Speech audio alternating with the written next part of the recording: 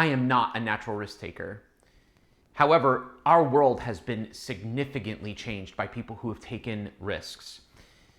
Take Walt Disney, for example. His initial studio, Laugh-O-Gram, went out of business in 1923 for bankruptcy, but then he continued to press forward in the risk-taking endeavor of animation and entertainment, and eventually came across Mickey Mouse in 1928 in his imagination. He continued with that risk-taking endeavor and financed his entire company, all of Walt Disney Studios, to be able to produce his first full-length feature, a movie you've probably heard about, Snow White and the Seven Dwarfs, that premiered in 1937. Or perhaps this famous risk-taker, Henry Ford, a name you probably heard of, that almost went bankrupt because of the tremendous desire, the demand for his Model T, the Tin Lizzie, that he kept pressing and trying to cut his costs and lower the expense, the cost, the price tag on the Model T. And he took the risk of almost going out of business and bankrupt in order to be able to provide an automobile that frankly changed our world, that made the automobile affordable for the common person, and that we live in the legacy of Henry Ford. Now, these are famous risk takers that you have heard of, that I know, that we stand in their legacy. But I want to share about someone's life who took a gigantic risk, in that perhaps the after effects of her life and her risk-taking aren't being felt with the same reverberations as a Henry Ford or a Walt Disney are today, but that she has something for us to learn about us taking our risks. She is a woman that has been having bleeding for 12 years. During these 12 years that she has gone to doctor after doctor looking for a solution to her medical problem, and that all she has been doing has been spending her money and getting worse rather than better. Now, in our world, having a bleeding problem like this, and more than likely, this was a menstrual condition for the woman. In our world, that's just simply a medical condition that can be concealed, in that a woman's life isn't significantly affected by such a problem in that way.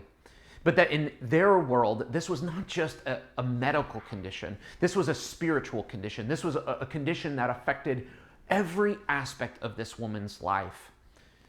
She would have been labeled as an unclean person and could not be in interaction in the normal life of her community, which would have been very tight-knit.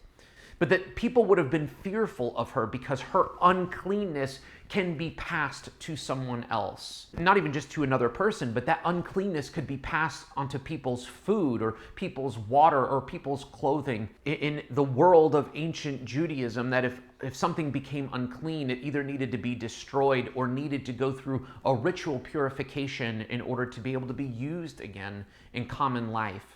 So if this woman was walking by someone's house and the woman of the house was baking bread out in the courtyard, the woman of that home would have ran and grabbed a blanket or some cloth to throw over her kneading bowl in order that this woman would not breathe or accidentally touch the food. Similarly, a jar of water that would have been out in the courtyard or near the marketplace, that someone would have scrambled to go grab it and bring it inside, or again, would have went to go grab a blanket or something to throw over the top so that the drinking water and cleaning water of the family would not be contaminated by this woman's uncleanness. If this woman had been married prior to her condition starting, more than likely she would have been divorced because she could not bear children. Or if she had developed this condition prior to being married, she would have never been married. She would have been forced to live on the outskirts of town, probably never felt the embrace of another person, and was incredibly lonely. Yet, something happens to this woman's life. This famous teacher, known for healing people of their conditions, comes unannounced into town, and a huge crowd is surrounding him, and he's walking to the house of a prominent person in the community. And that this woman takes a significant risk. She decides that she is going to press through the crowd of people, and she says to herself, if I can even touch the hem of his garment, I will be made well. And so she takes that risk. She's willing to put herself in the position that she could be ostracized, that she could be made fun of, or perhaps even making this incredible clean teacher unclean by her touching. And so she does it. She comes up and she stretches out her hand and touches the hem of Jesus's garment. And that credible risk that she takes changes the trajectory of her life. Jesus notices that something happens. She becomes healed instantly, immediately, that she senses that her body has changed. The medical condition is gone. And Jesus says, "Who touched me?"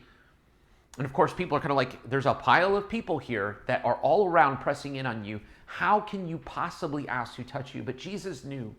So he asked again, "Who touched me?" And the woman, realizing what happened, fell at his feet and told him the whole truth about the situation and what she did. And Jesus looks at her and says, "Daughter, your faith has made you well. Go in peace and be made well." This is an incredible situation for us because this woman's risk-taking is indicative of our lives today. That we take risks, and perhaps those risks require us to be pressing in towards Jesus, to press through the crowds. But that it's incredible the reward that is provided to us if we take those risks. I don't know exactly what the risks might be, but maybe for you today, that risk is simply initiating, searching after this Jesus. Maybe the risk for you is coming into a position where you place your life under the authority of Jesus. And you say that I will go where he wants me to go, and I'll say and do what he wants me to say and do. Maybe the risk for you today is saying no to something that a lot of people in your life are telling you to say yes. Or maybe inversely, that maybe the risk for you is saying yes when the people around you in your life will think that what you're doing is foolish. Regardless of what your risk may be, we know that if Jesus is asking you to take the risk, to reach towards him, to do what he's asking you to do, that he will reward you with his presence, with his love and his grace. You will know him powerfully if you are willing to take the risk to reach out and do what he's asking you to do. Pursuing this ministry, starting this ministry, is a risk for us. Would you join in us on that risk-taking by sharing, subscribing to this channel, sharing the video, so that others would hear the message and would recognize that they can be risk takers as well in knowing the fullness of the blessing of Jesus?